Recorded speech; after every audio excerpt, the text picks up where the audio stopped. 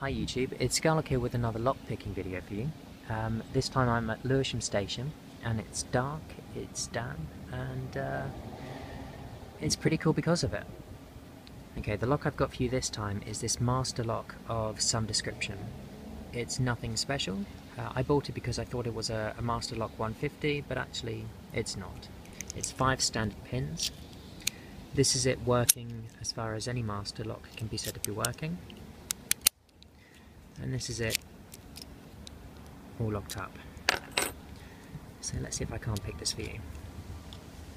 Sorry about the wind, guys. Okay, so we'll go straight into pin 2,